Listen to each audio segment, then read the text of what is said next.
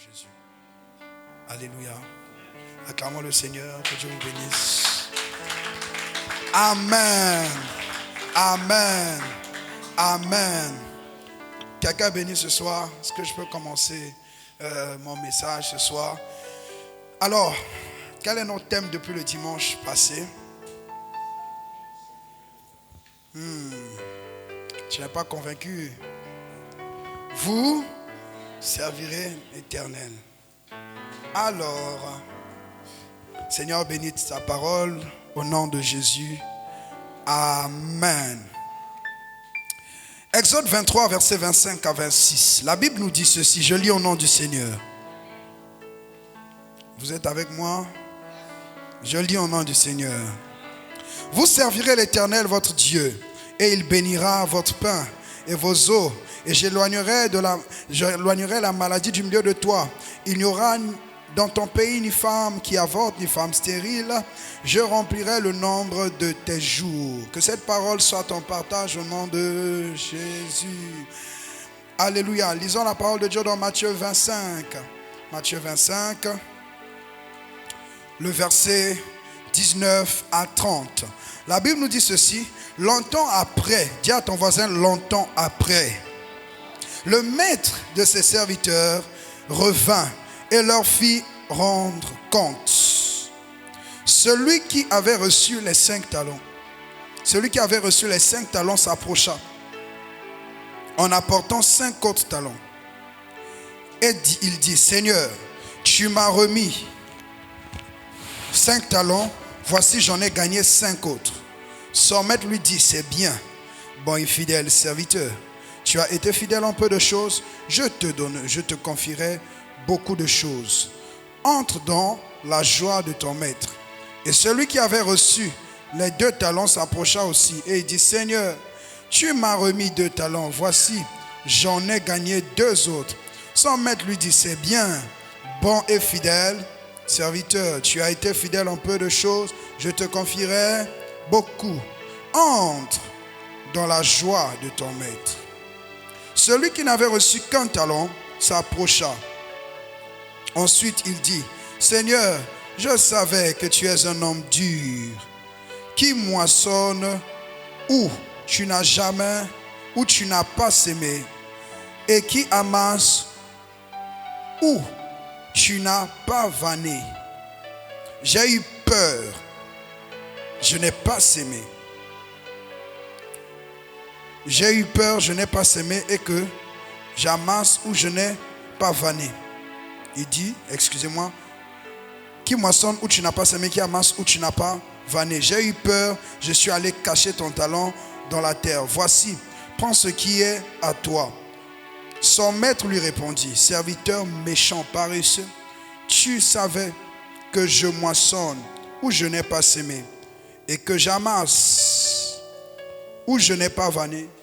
Il te fallait donc remettre mon argent au banquier. Et à mon retour, j'aurai retiré ce qui est à moi avec un intérêt. Ôtez-lui donc le talent. Donnez-le à celui qui a les 10 talents. Car on donnera à celui qui a. Il sera dans l'abondance. Mais à celui qui n'a pas, on ôtera même ce qu'il a.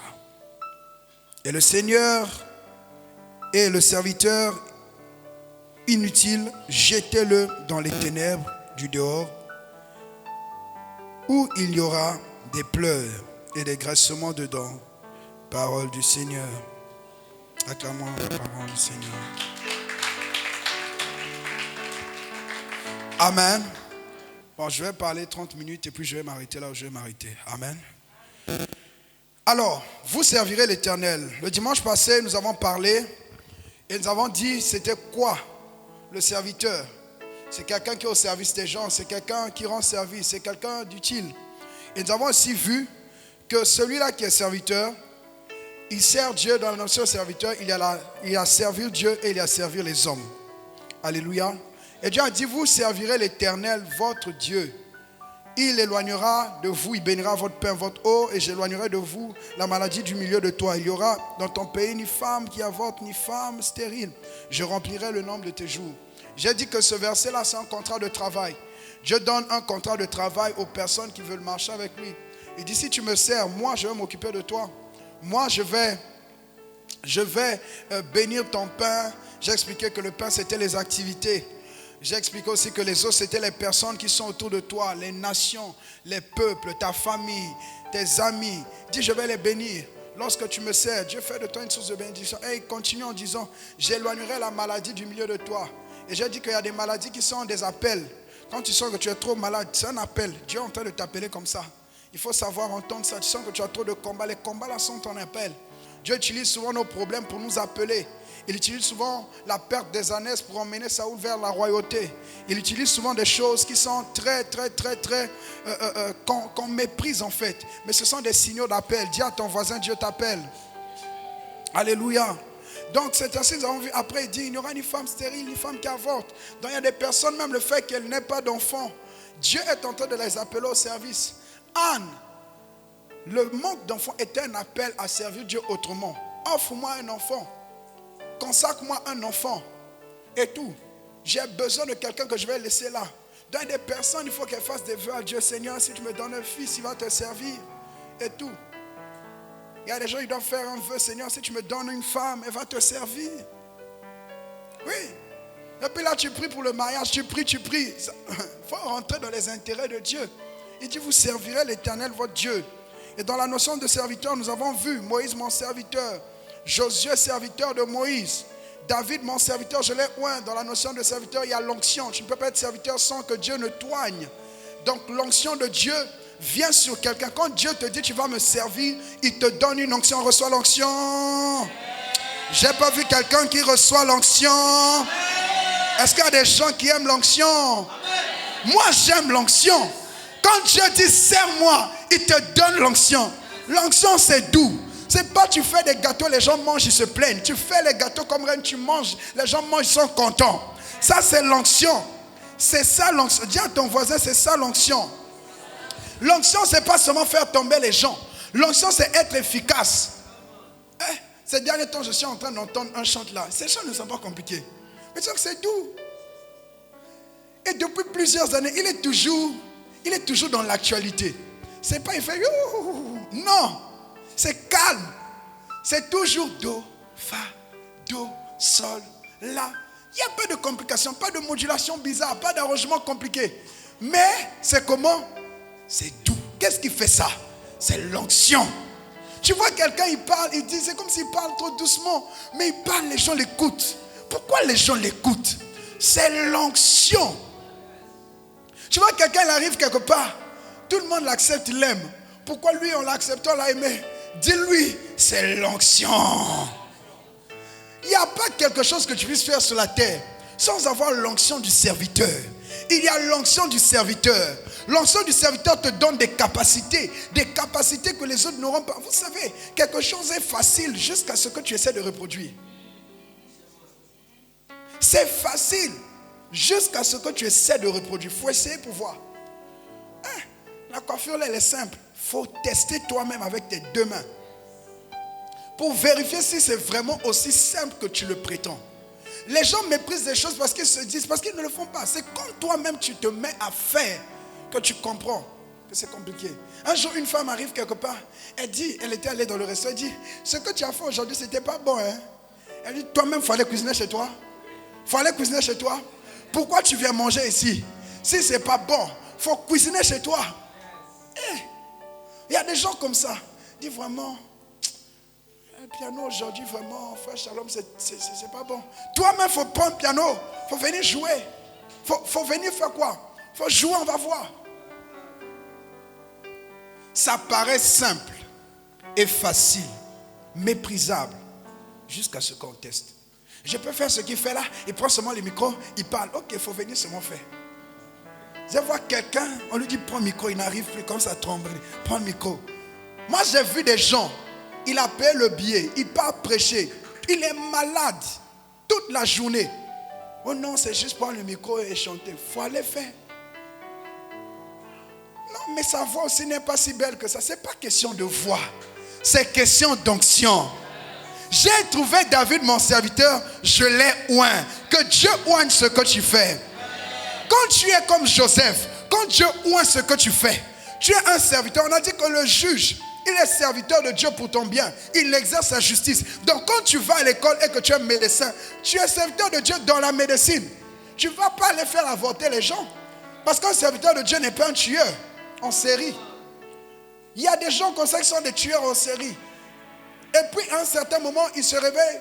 Sa fille grandit, elle se marie, elle n'a pas d'enfant, il se plaint, elle n'a pas d'enfant. Mais frère, les enfants des autres que tu as sacrifiés, tu crois que ça restera impuni?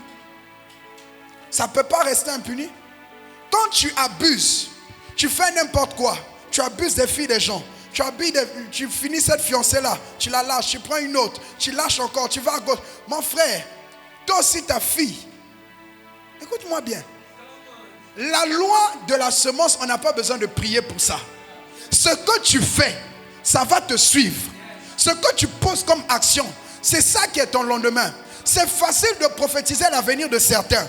Parce qu'ils font tellement le mal que leurs enfants vont payer ça. Écoutez-moi, un jour un homme de Dieu, un homme va le voir, il dit, vraiment je veux que Dieu me pardonne et tout, qu'il me fasse grâce. L'homme de Dieu est parti, il a commencé à prier. Seigneur, Dieu lui dit, tais-toi. Il lui dit, tais-toi. Si tu continues à intercéder pour cette personne, moi-même je m'en prends à toi. Il a dit, ce qu'il a fait c'est trop. Vous savez, il y a une dimension de péché, une dimension de choses. Quand on pose toi, Dieu dit, je refuse. Je refuse. Dieu a dit, lui, j'ai des gens engagés, je ne peux plus revenir. Écoutez ce que Jérémie 15, 1 dit ceci. On voit que je ne reviens dans notre portion d'aujourd'hui. La Bible dit quoi? Il dit, l'Éternel me dit, quand Moïse et Samuel se présenteraient devant moi, je ne serai pas favorable à ce peuple. Chasse-le loin de ma face, qu'ils s'en aillent. Et s'ils te disent où irons-nous, tu leur répondras, ainsi parle l'Éternel, à la mort ceux qui sont pour la mort, à l'épée ceux qui sont pour l'épée, à la famine ceux qui sont pour la famine, à la captivité ceux qui sont pour la captivité. Écoutez-moi, lorsque quelqu'un sème le mal, il n'y a pas deux choses. Tôt ou tard, tu vas récolter. Si tu ne récoltes pas, your children, they will collect. They will collect. Oh. Tes enfants vont récolter. C'est simple. Sois droit, sois correct. Tu trompes ta femme, d'accord, il n'y a pas de problème. À un moment, tu vas devenir paralysé. Et c'est le moment où Dieu l'a béni. Tu fais popo sur toi. Elle est tout le temps en voyage. Écoutez, Dieu sait humilier les gens. Ne jouez pas avec les hommes, les femmes. Oh non, je vais faire après. Après quoi? Il y a un Dieu dans les cieux. Après, il va te tomber dessus. Alléluia. Donc c'est ça. On a besoin d'onction pour avancer. Alors, un jour, il y a quelque chose qui s'est passé. On avait besoin de quelqu'un dans une entreprise. Et comme on avait besoin de quelqu'un dans une entreprise, ce qui va se passer, c'est qu'on va donner un descriptif. On va dire, on veut une femme mariée qui a 2 enfants ou plus pour ce poste-là. Qui sait faire ça, ça, on a décrit. Et on a fait la demande et on a invité les gens. Vous voyez? Là, on a besoin de quelqu'un qui va servir à l'entreprise, qui va être utile pour l'entreprise. Mais on donne un descriptif. Et ce descriptif-là, c'est ce qui va permettre, c'est ce profil qui va permettre de prendre la personne et de pouvoir lui donner le poste. Donc lorsque Dieu dit vous servirez l'Éternel, on reçoit d'abord tout le monde. Mais après, il y a un tri. Vous savez, tu peux même commencer à servir Dieu, mais Dieu est en train de te trier. C'est un entonnoir. Tu peux être large après, mais après, il faut que tu sois effilé. Il faut que tu rentres dans les cordes de Dieu, dans les normes de Dieu. La Bible dit, Jésus a dit, il est plus difficile à un riche pour rentrer dans le royaume de Dieu qu'à un chameau d'entrer par le trou d'une aiguille. C'était quoi le trou d'une aiguille à l'époque? En Israël, il y avait 2 portails. Il y avait un grand portail pour les voyageurs, là où les chameaux pouvaient rentrer sans laisser ce qu'on mettait sur eux. Ils entraient facilement. Et d'autre part, il y avait une petite entrée. Et cette petite entrée-là, ce portail-là, on l'appelait quoi? On l'appelait comment? Donc, ce qui faisait que le chameau, c'était facile. Pourquoi? Parce qu'on pouvait descendre les biens, faire entrer le chameau. Quand il passe, on remet les biens. Mais le riche, il ne peut pas abandonner tout ce qu'il a pour suivre Dieu. Donc, il s'attache à certaines choses, à certains biens matériels. Voilà pourquoi Dieu dit, heureux les pauvres en... On n'a pas dit les pauvres financièrement. Les pauvres en esprit. Car ils vont faire quoi? Ils hériteront. La richesse spirituelle est quelque chose de puissant. Et la richesse spirituelle, c'est tout ce qu'on peut donner. Dans les familles, il y a des gens à qui on donne des marmites. Il y a des personnes qui doivent avaler des grenouilles. Quand celui qui doit mourir a fini d'utiliser, avant qu'il meure, il appelle l'héritier, il vomit. Il lui dit, toi aussi avale. Et c'est ce qui l'enrichit. Quand lui aussi, il va finir là-bas, il veut donner, il vomit aussi. Et il demande, il te propose, est-ce que tu veux ou tu ne veux pas? Il y avait un monsieur qui devait mourir, un père, il appelle ses 2 fils. Est-ce que tu veux la richesse spirituelle ou tu ne veux pas? Il a demandé au petit frère, le petit frère dit, moi je suis chrétien, il est sorti. Le grand frère, il est resté, il a récupéré. Et après ça vient comme ça change. Donc, les pauvres en esprit, c'est qu'ils décident d'avoir Dieu pour richesse. Ils décident d'avoir le Saint-Esprit pour richesse. Parce qu'il y a une richesse spirituelle. Est-ce qu'on me comprend? Donc, si tu renonces à la richesse de la coutume et tu décides de marcher avec Dieu, tu es obligé. Je suis en train d'expliquer ici l'affaire d'entonnoir. Je n'ai pas oublié. Parce que tu croyais que je me suis perdu. Je n'ai pas oublié. Parce que l'entonnoir, à un certain moment, il faut que tout ce qui est avec toi là puisse te laisser. N'est-ce pas? Et quand ça va te laisser, tu vas passer facilement. Et beaucoup de chrétiens, quand ils arrivent au niveau du tunnel là, où ils doivent laisser certaines choses, où on doit faire les critères, le critérium, avoir certains critères, on ne peut pas les prendre. Pourquoi? Parce qu'ils ont trop de bagages avec eux. Ils sont des obèses spirituels. Donc quand ils marchent, ils ont beaucoup de bagages comme ça. Ils sont lourds, comme Jonas pour le bateau des gars là. Donc on rame. Mais je prie que cela soit brisé dans ta vie au nom de Jésus. Donc je parle du critérium. On prend tout le monde et plus on affine à partir des critères, plus on a un nombre restreint. Pourquoi Jésus il avait beaucoup de gens? À un certain moment, qu'est-ce qui s'est passé? Ils ont dit cette parole est dure. On ne peut pas marcher avec toi. Alors il a dit ok, partez. Les 12 sont restés. Il dit, et vous, pourquoi vous ne partez pas? Pierre dit, où irons-nous? C'est toi qui as les paroles de la vie. Parce qu'il y a beaucoup d'appelés, mais peu d'élus. Donc lorsque Dieu nous appelle, il nous emmène à devenir des élus. Est-ce qu'il y a quelqu'un avec moi? Alors, pourquoi je parle de cette femme? On dit une femme qui a plus de 2 enfants, qui est mariée, parce que à cette dimension d'une femme, elle a un cœur plus large pour supporter certaines choses. Une femme célibataire, tu vois, comme toi ici là, oui, les choses tu ne peux pas supporter. Mais une femme qui a eu un enfant, 2, 3, son cœur est plus large. Donc elle peut supporter. Donc quand le recruteur il est en train de mettre tous ces critères, il sait comment ils vont fatiguer la femme. Et ils savent que dans chaque personne, il y a un mois enfant. Et elle doit pouvoir gérer tous les caprices là. Donc en fait, ils mettent tous les critères là pour avoir un bon résultat dans le recrutement. Est-ce que tu me suis? Maintenant, quand Dieu dit, vous servirez l'Éternel, il a son critérium. Il a son profil. Amen. Et nous voyons que dans Matthieu 25, on nous parle de 3 serviteurs. On dit, après longtemps, il y a eu 3 serviteurs. Je suis en train de venir, je n'ai pas oublié. Toi, ton problème, c'est toujours l'entonnoir. J'arrive. Il n'y a pas de souci. Donc, qu'est-ce qui se passe? Il a 3 serviteurs, alors il donne 5 talents, à l'autre il donne 2, au dernier il donne 1 talent. Et quand ça se passe ainsi, qu'est-ce qui va arriver? Celui qui a 5 multiplie les 5, il a 10. Il dit, viens, entre dans la joie de ton maître, bon et fidèle serviteur.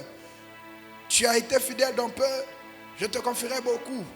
Le deuxième, même chose, bon et fidèle.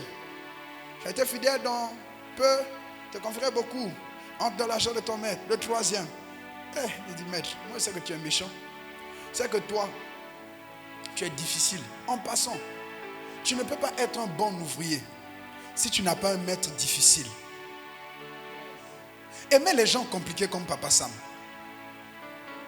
Aimez les gens compliqués comme Maman Joy. Les gens parfois qui sont trop simples comme nous, on ne vous rend pas service. Souvent lorsque tu dois atteindre l'excellence, il faut des gens compliqués devant. Il faut des gens difficiles devant. Il faut des gens qui ont un esprit critique. Parce que quand tu vas arriver dans la gloire, dans le succès, tout en critique. Si tu tousses un peu, on va dire il est malade. Si ce jour-là tu viens avec le visage renfrogné, on va te dire c'est sûr qu'il a eu palabre à la maison. Si ce jour-là tu viens, tu marches un peu lentement, c'est qu'il a un problème. Ou si tu t'assois d'une certaine manière, les gens vont interpréter ça. Parce que quelqu'un qui a atteint un certain niveau de la gloire, tout chez lui est interprétable. Ça veut dire que même quand il sourit, c'est sûr qu'il se moque de moi. Il croit que lui, il est arrivé. Je vous dis, dans l'excellence, dans la gloire, il y a beaucoup d'exigences. Et donc, quand on t'appelle à ce niveau-là, ou Dieu t'emmène à ce niveau, tu dois être préparé par rapport à des gens compliqués. Aimez les complications. N'aimez pas tout ce qui est trop facile.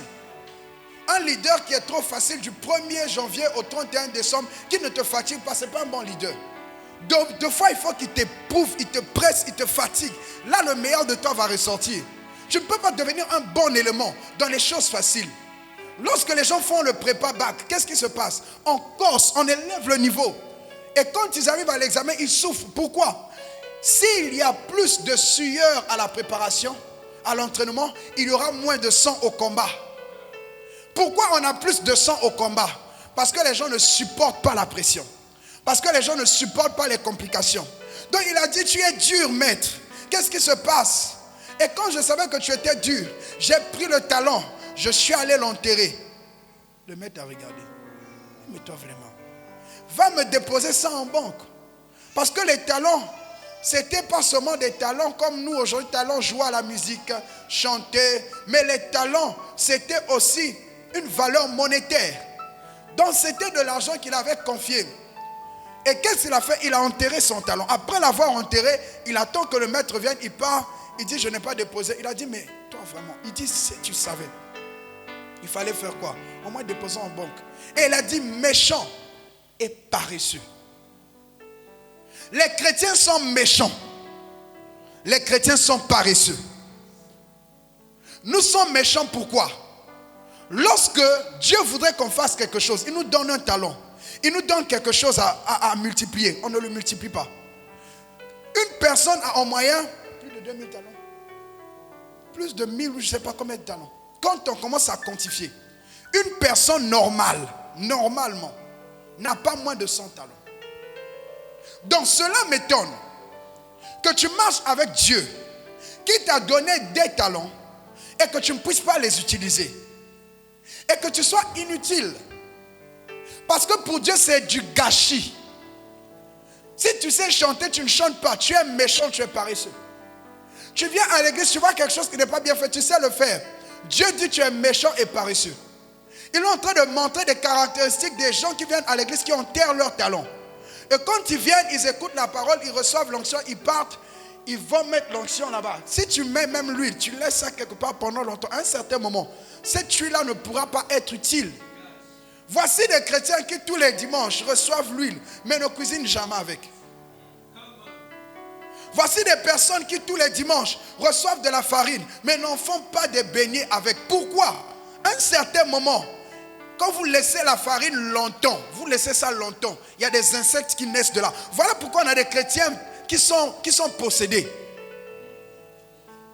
Ils reçoivent la parole, ils reçoivent des messages, ils laissent ça longtemps là, ils ne pratiquent pas.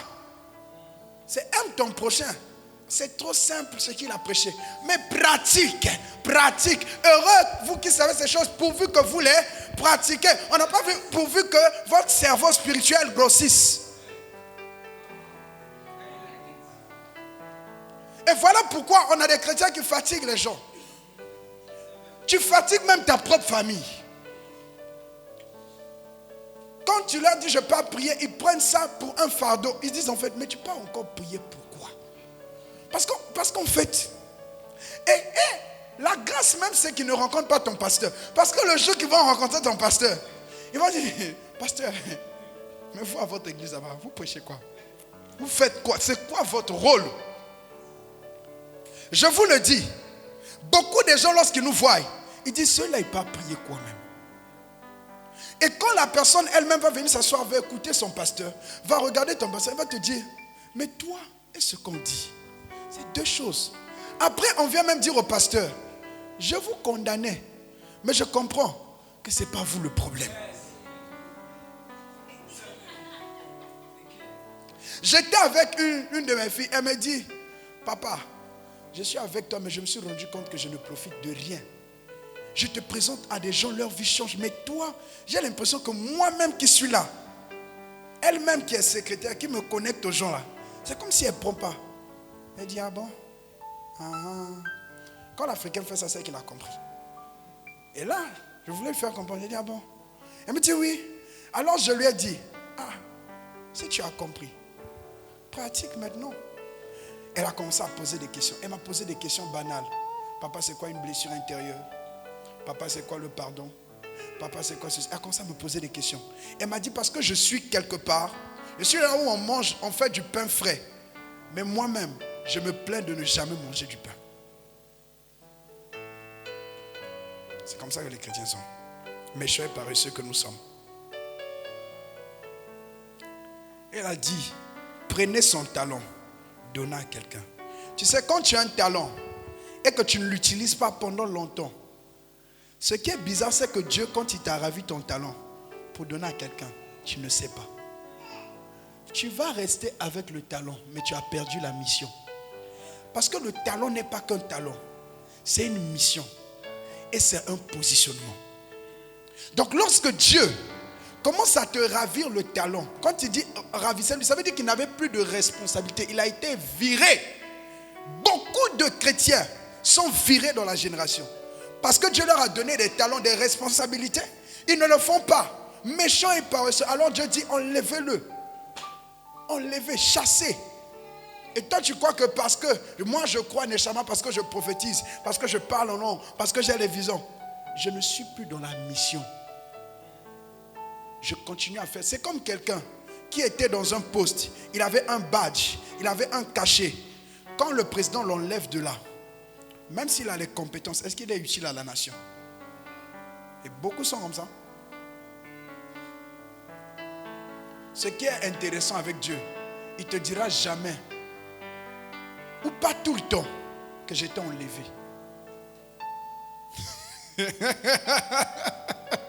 Vous savez, même Saoul lui-même, c'est après.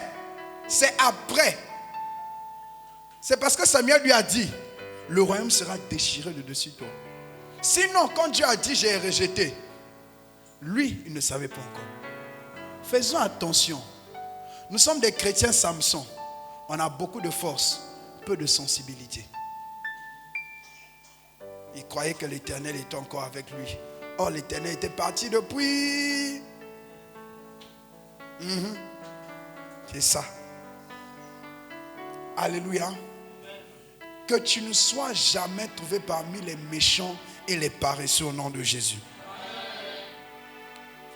Où je m'arrête? J'ai dit 30 minutes. Dans 5 minutes, je vais arrêter.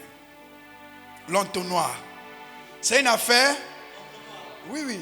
Alors, l'entonnoir là, quand on va t'emmener, on va voir par rapport à la liste de ce qui est mis et ce que toi tu nous présentes, qu'est-ce qui correspond et qu'est-ce qui ne correspond pas. Et Dieu va dire, bon et fidèle serviteur au premier. Il va dire bon et fidèle serviteur au deuxième. La première caractéristique dans une entreprise ou quelque part, lorsque vous partez, vous allez trouver ces 4 types de personnes. Vous allez trouver les personnes très talentueuses, très engagées. Les personnes très talentueuses, moins engagées. Les personnes pas talentueuses, pas engagées. Et les personnes qui ne sont ni engagées, ni talentueuses. Maintenant, là, on va chercher une personne engagée, qui est disponible, qui n'est pas talentueuse. Pourquoi? Parce qu'on se base sur sa fidélité et sur sa loyauté pour mettre en elle, pour investir en elle tout ce qu'on veut voir.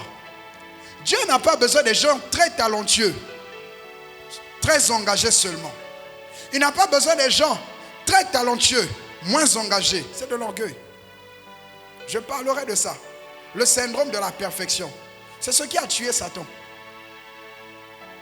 Parce que Satan, il trouvait tellement de la perfection en lui qu'il ne pouvait pas supporter les bêtises des autres. Dimanche prochain, je vais expliquer. Vous savez, quand tu atteins une certaine dimension de perfection, en tant qu'instrumentiste, en tant que chanteur, en tant que professionnel, en tant que couturier, quand tu vois le travail des autres, tu ne les supportes pas parce que comment tu peux faire ça? Hey! Abomination. Tu joues quoi? Tu joues quoi là? Il prend le micro. Tu joues quoi? Ça me casse les oreilles. Tu joues faux. Ça, c'est quel soprano? Vous allez voir, il y a d'autres comme ça, ils se fâchent. Laisse le micro, dégage. Une certaine perfection engendre l'orgueil. Quand on n'a pas un cœur travaillé, il dit bon et fidèle. Donc on a besoin des gens fidèles et qui s'engagent. Souvent ces personnes-là qui sont fidèles, qui ne sont pas talentueuses, qui sont là, on les méprise beaucoup. Parce que l'homme regarde à l'apparence, mais Dieu regarde au cœur. Est-ce que quand Dieu voit ton cœur, il voit la fidélité? Est-ce que lorsque Dieu voit mon cœur, il voit la fidélité? Premier critère pour entrer dans l'entonnoir, c'est la fidélité. La fidélité, c'est quoi? C'est le fait de rester la même personne du début à la fin. C'est très difficile, hein? Ou bien? On doit comprendre une chose, qu'il y a un parallèle entre le serviteur et le disciple. Dans Luc 23, 50 à 56, la Bible nous parle de Joseph d'Arimathée. Souvent, lorsqu'on parle de serviteur, on fait plus allusion à la maison de Dieu.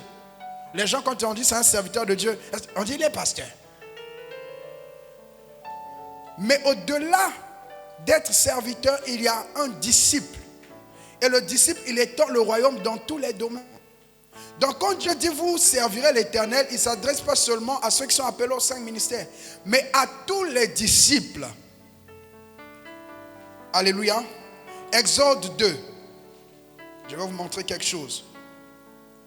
Pourquoi je parle de la fidélité? Exode 2. La Bible nous dit ceci.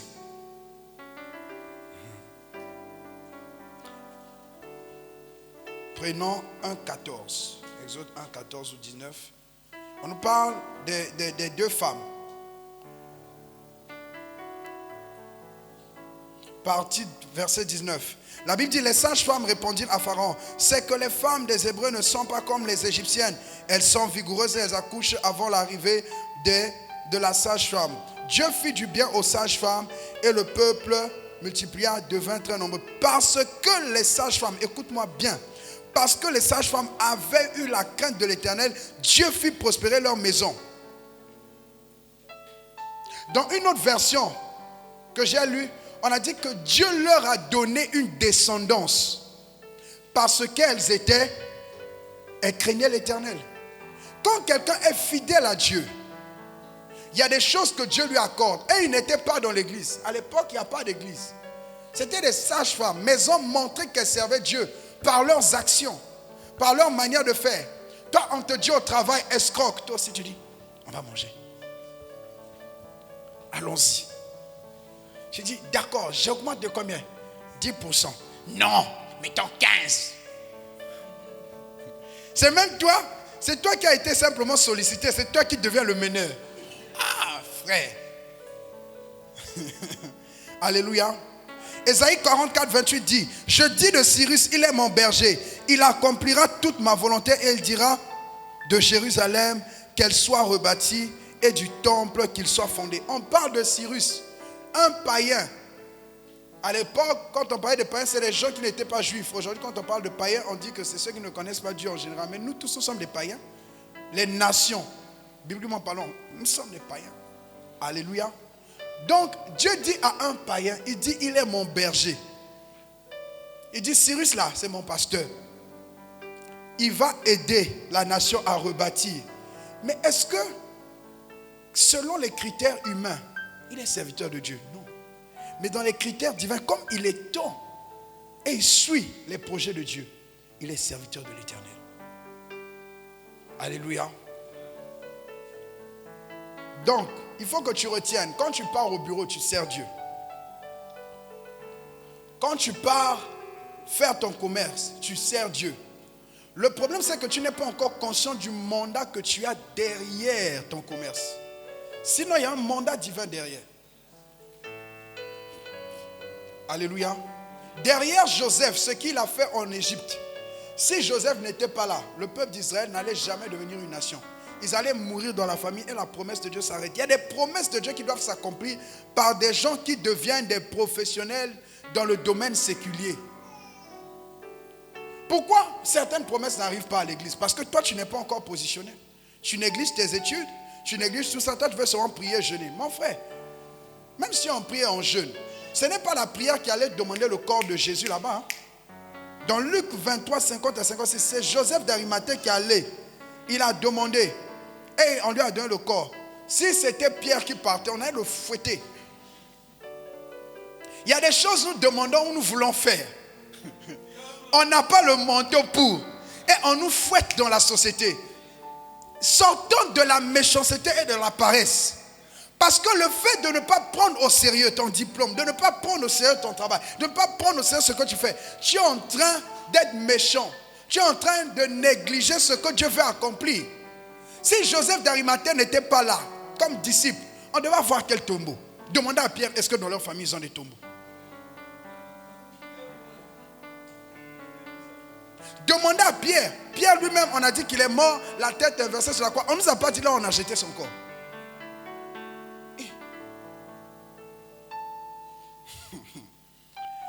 Donc, premier critère, un serviteur doit être fidèle. Nombre 12, 7.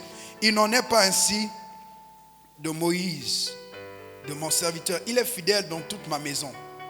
Alors la fidélité est une valeur accompagnatrice des autres valeurs. Dans les fruits de l'esprit, il y a des fruits qui sont des accompagnateurs. C'est-à-dire que si quelqu'un est méchant, il est fidèle dans la méchanceté. Si quelqu'un est sorcier, il est fidèle à la sorcellerie. Vous allez voir qu'il aime ça. La nuit, il aime vamper. Il aime prendre le balai, monter. Il aime ça. Il est fidèle à ses horaires. Vous verrez qu'il est là droit. Et les gens dans le mal, ils sont souvent à fond. C'est comme toi. Tous les vendredis, tu avais de l'argent pour aller en boîte. Mais quand il s'agit des choses de Dieu, l'argent disparaît toujours. Ah, moi je voulais bien venir, mais je n'ai pas. Fidèle dans toute ma maison. Dis à ton voisin, je suis fidèle dans toute la maison de Dieu. Prophétise sur toi-même. Dis-lui, je suis fidèle dans toute la maison de Dieu. La Bible nous dit, ce que Dieu veut des dispensateurs, c'est qu'ils soient trouvés fidèles. Fidèle au maître. Première fidélité, c'est que tu dois être fidèle au maître. Quand Dieu t'appelle quelque part, il te donne un maître. Dieu lui-même est ton maître. Mais il y a des gens, ils disent que moi, je ne rends des comptes qu'à Dieu. La Bible dit, Moïse, serviteur de Dieu, Josué, serviteur de Moïse. Tu ne peux pas nous dire servir un Dieu que tu ne vois pas si tu ne sais pas servir des hommes que tu vois. Voilà pourquoi l'apôtre Jean dit, tu ne peux pas dire aimer un Dieu que tu ne vois pas si tu n'aimes pas le prochain que tu vois. C'est des principes. Moi, je n'écoute que Dieu. Écoute, tu vas mourir avant ton temps. Tu n'écoutes que Dieu? D'accord, ne va pas à l'hôpital. Parce que là-bas, c'est un médecin qui te parle. Moi, je n'écoute que Dieu. D'accord, il n'y a pas de souci. Il n'y a pas de souci. La têtudesse et l'obstination, c'est un signal de la sorcellerie. Quand tu es têtu à fond dans le mal, c'est une forme de sorcellerie, je vous assure. Parce que tu ne peux pas obstiner et être conscient que ce que tu fais est mauvais, mais que tu poursuis quand même, comme Balaam. Soit tu es envoûté, soit tu es sorcier conscient, agent actif du diable. Est-ce que je parle à quelqu'un? Les chrétiens n'aiment pas qu'on leur parle de la sorcellerie. C'est ce qui vous fatigue. La sorcellerie inconsciente. Et je suis né de nouveau. Le Seigneur. Quel Seigneur? La manière dont tu te comportes là, c'est le Seigneur.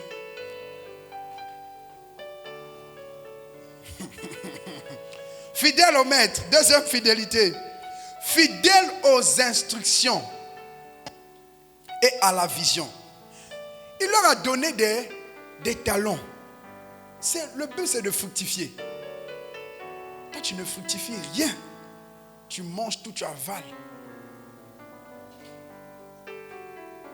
Promador. Toi seulement, tu prends, tu manges, tu dors.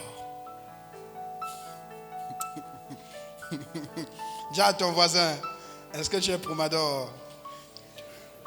Toi, tu prends, tu manges, tu dors. Tu ne multiplies rien. Troisième fidélité. Fidèle aux valeurs du maître. Quand tu vas dans une entreprise, chaque entreprise a ses valeurs. Quand tu vas chez le vieux Yedepo, tu vas voir eux tous, ils ont toujours costume, mon frère. Tu ne vas pas voir là-bas avec t-shirt. Tu vas chez le vieux Dax, si tu portes tes costumes là-bas, tu vas voir eux tous, ils ont t-shirt avec jaquette à Molokai. Jaquette, t-shirt et basket. Toi, tu arrives là-bas avec tes gros costumes, c'est comme si tu es perdu. Ils ont leurs valeurs. Donc quand tu arrives quelque part, la fidélité, c'est de suivre les valeurs qui sont là. Là, tu marches avec un homme, ton fiancé te dit qu'il n'aime pas quelque chose. Toi, tu fais ce monstre. En fait, tu es infidèle, ma soeur. Tu es une infidèle. Et tu n'es pas une femme. Tu es un homme qui se cache dans le corps d'une femme. Parce que tu es son rival. Un homme n'a pas besoin de rival. Il a besoin d'une aide. Tu te poses aux frères, pourquoi? Moi, on me prend comme je suis. Moi, on me prend comme je suis. On te prend comme je suis. Jésus a dit, venez en moi, tel que vous êtes. Est-ce qu'il a dit, demeurez en moi, tel que vous êtes venus? Où est le verset qui applique ton comportement, qu'on doit te supporter, te garder tel que tu es? On te supporte, mais on doit t'aider à t'améliorer. Fidèle aux valeurs du maître. Quelles sont les valeurs? Un serviteur suit les valeurs. Eliezer va me chercher dans ma famille une femme, pas ici, une femme pour mon fils. Il a suivi toutes les valeurs, il est arrivé. Mais il dit, maître, comment je fais? Il dit, l'ange qui m'a fait réussir va marcher au-devant de toi. Il a cru, il arrive, il a appliqué les valeurs, la prière. Les gens d'aujourd'hui aiment appliquer d'autres valeurs, les bougies, d'autres valeurs, les kippas, d'autres valeurs, les foulards, d'autres valeurs. Je ne suis pas contre ça, mais est-ce que c'est ça qui attire la présence de Dieu? Est-ce que sans ça, il n'y a pas la présence de Dieu? Tu appliques toutes les huiles, huile de tournesol, huile de palme, huile de tulukuna. Toi, en fait, tu appliques tout. Quelles sont les valeurs? En fait, après, quand on va te demander où est-ce que tu as pris ça, tu tu ne sais pas comment répondre. Tu pries avec les bougies. Qui t'a appris ça?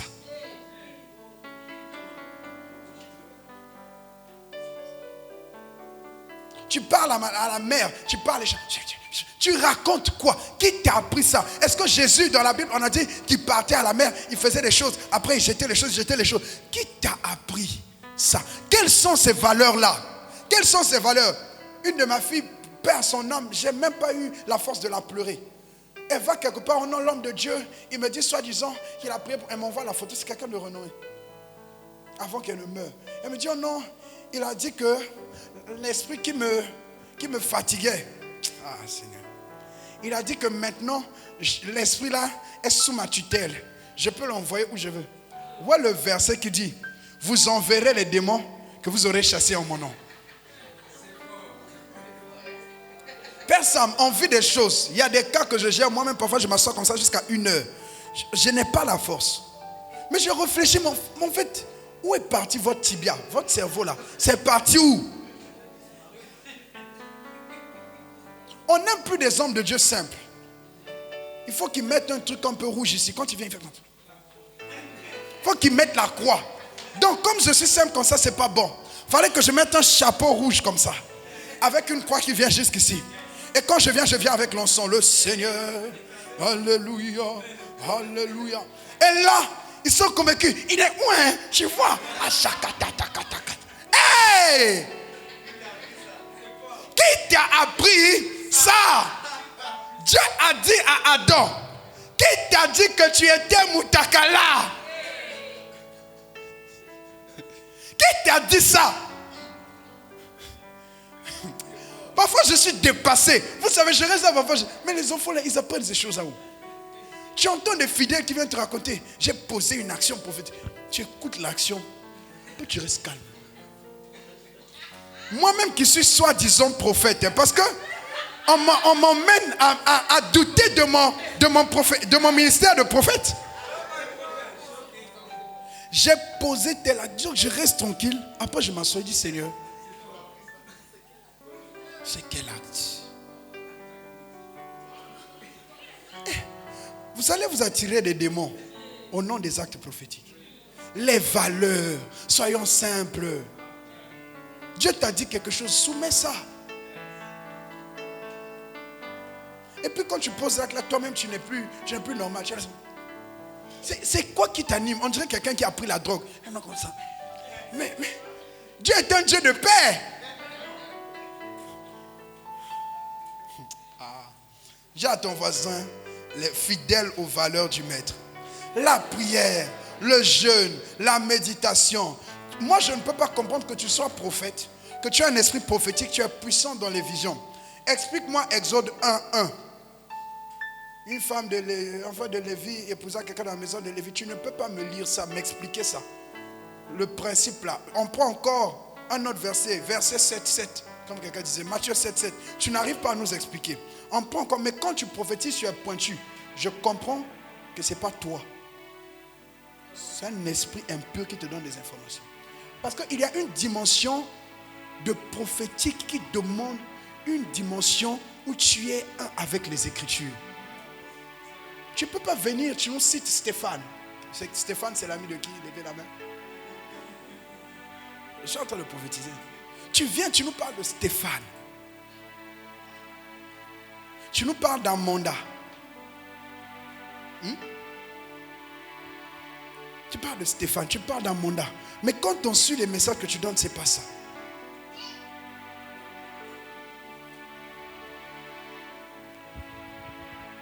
Bon et fidèle serviteur. Est-ce qu'on est fidèle dans ce que Dieu nous demande de faire? La fidélité va de pair avec l'obéissance. Je peux comprendre ta maturité dans ton degré d'obéissance. Pourquoi les gens n'avancent pas? Ce n'est pas qu'ils ne prient pas beaucoup. Ce n'est pas qu'ils ne jeûnent pas toujours beaucoup. C'est parce qu'ils n'obéissent pas beaucoup. Et ne sont pas beaucoup fidèles. Très infidèles. Comme la dame qui me dit, je ne profite pas. Mais elle ne profite pas pourquoi? Elle ne m'écoute pas. Quand que je vais passer ma vie à te supplier, écoute ce que je te dis. fais ce que je te dis. Je n'ai pas le temps que ça, non. Pas faire un AVC, je dois m'occuper de Kenyaya. Je dois m'occuper de ma femme, elle est jolie. Hein? Si je meurs là, quelqu'un d'autre va venir l'épouser. Parce que vous croyez que moi je vais mourir tôt et toi te laisser vivre. Au ciel là-bas, elle sera ma voisine, mais on n'est plus mariés. Devenons des fidèles serviteurs. Que l'Éternel bénisse sa parole. Levons-nous, on va prier. Tu n'acclames pas pour Jésus. Est-ce que quelqu'un peut acclamer pour Jésus? Shabra dalabalasu katalabalasu. Shabra dalabalaba. Puissant sauveur, Yeshua. Chante-le.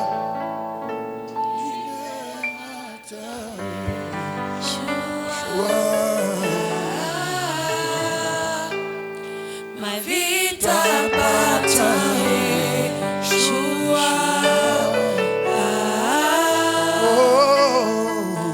Yeshua. Puissant sauveur. Puissant sauveur, Yeshua. Mon libérateur, Yeshua. Ma vie t'appartient, Yeshua.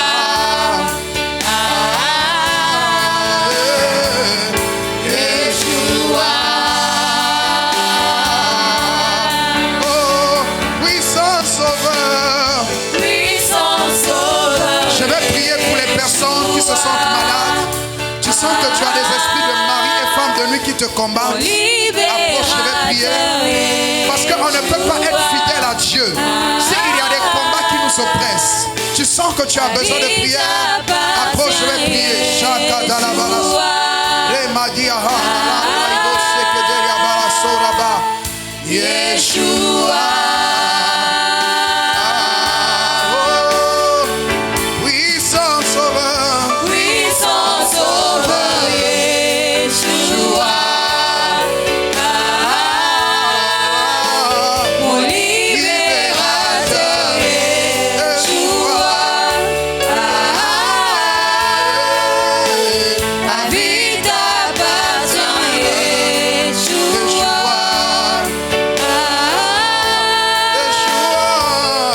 Yeshua.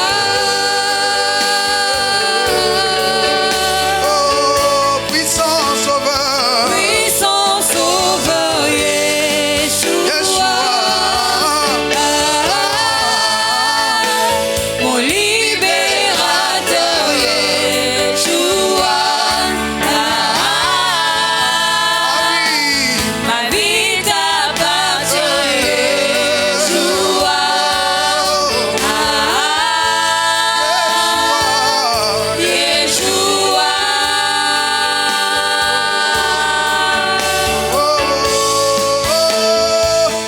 Osa monene, monene, monene, monene.